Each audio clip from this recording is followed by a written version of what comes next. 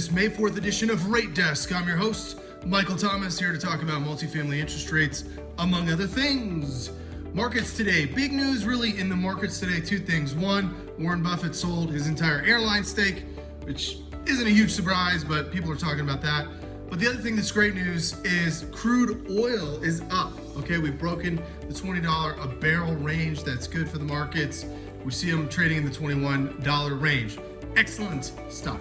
Next, the yield on the 10-year Treasury, closely followed for permanent long-term fixed interest rates, multifamily, including single family, remains range bound. Okay, 64 basis points, very similar to where it was last week.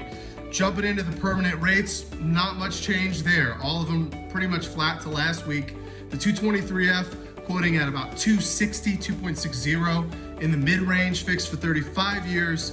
And the 221D4 new construction quoting at 3.25, fixed for 40 years.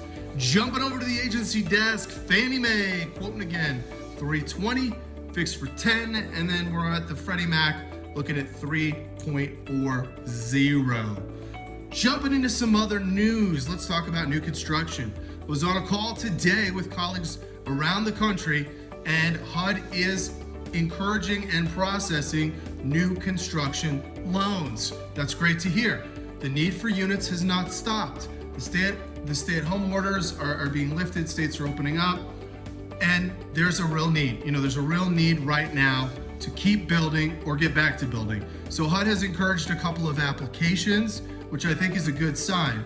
A couple facets of those applications I want to point out on this episode that are also positive, in my opinion. One is there are things called statutory limits. These are percentage-based multipliers that HUD applies to certain regions for their construction costs.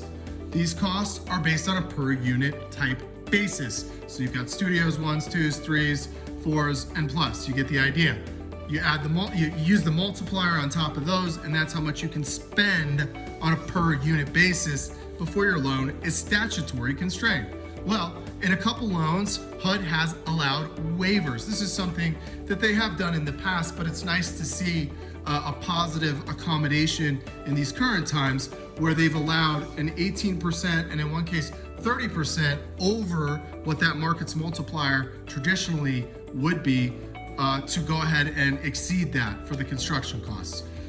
We all think that are involved in the HUD multifamily programs, they should be increased anyway because a lot of times, especially in coastal markets, you're going to see them really be way below what actual construction costs are. So nice to see those exceptions. And then another thing I want to bring up, on one of our lenders' new construction loans, HUD has approved a 15-month initial operating deficit, an IOD. That's what we call that. So on a larger, let's say over 150 unit, 200 unit type construction loan, it's not uncommon to see 12 months on an IOD. So the fact that HUD is requiring 15 months is encouraging. It's not exorbitantly more. I mean, it is a little bit more cash in the sidelines, but 3 more months of lease up in these times, maybe not a bad thing.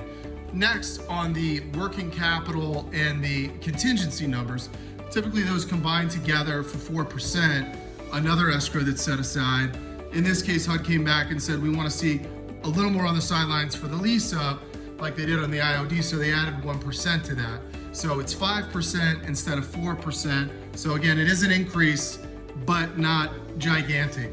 I look at those increases and I say, that's fairly reasonable. In these times, lease up might take a little bit longer. You might want to have a little bit more on those operating accounts. So I don't see that as a bad thing. I see that as reasonable, and I see that as a way forward. So again, if you've got something in your pipeline, I say look at it. Get a market study. If you don't have one already, take a look, see if there's that demand for the units, and if there are ways forward in this environment, even to start new construction loans. That's my word of encouragement for today. Today is Monday. This has been another episode of Rate Desk. I'm your host, Michael Thomas, signing off.